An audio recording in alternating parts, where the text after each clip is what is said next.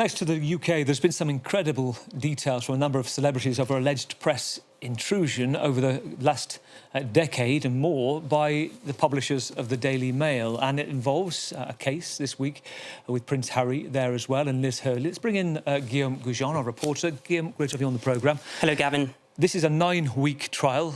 Tell us what's at the heart of it, and first of all, just let us know a recap of the celebrities, the key figure and the key allegations that came out this week. Yes, so it's been a busy week at the High Court in London, where a 9-week trial is underway against associated newspapers. Now, they are the publishers of the Daily Mail, the Mail Online and the Mail on Sunday.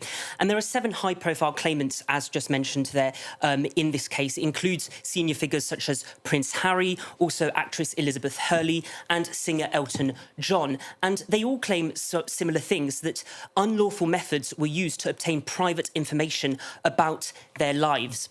Now, so, for example, we saw yesterday Elizabeth Hurley speaking in court, and she claims that listening devices were planted in her window of her living room to obtain very sensitive information, and that this really affected her. And we also saw, of course, on Wednesday, a very emotional Prince Harry, and he talked about private investigators following him, and they acted like stalkers wherever he went.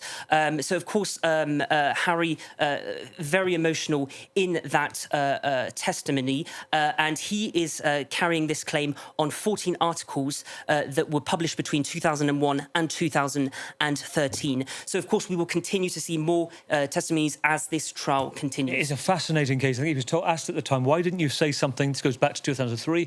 He said that old royal adage, never explain, never complain. And he said, actually, that got to a point it made his life misery. As you pointed to, being followed by those 2 paparazzi, saying that how did he get that information? It felt like he couldn't breathe, the level of what he alleged was stalking. Now, what are the associated newspapers saying? How are they responding? Well, of course, associated newspapers have strongly denied any wrongdoing, and they say that all methods used by their journalists were on lawful sources. Of course, expect to see their lawyers to argue that these claims are exaggerated and unsupported, but we can expect a very robust defence from associated newspapers. And, of course, we will be keeping a close eye on this, Gavin, and bringing you more information as it comes. Guillaume, good to talk to you. Guillaume Gougeon, our reporter, coming up in the next 15 minutes. The World this week, we have 4 distinguished international correspondents looking at the Greenland breakthrough. Also coming up, we're looking at the Board of Truth, and we're looking at the situation in Syria as well. We've got a good panel tonight. We will be back in just a moment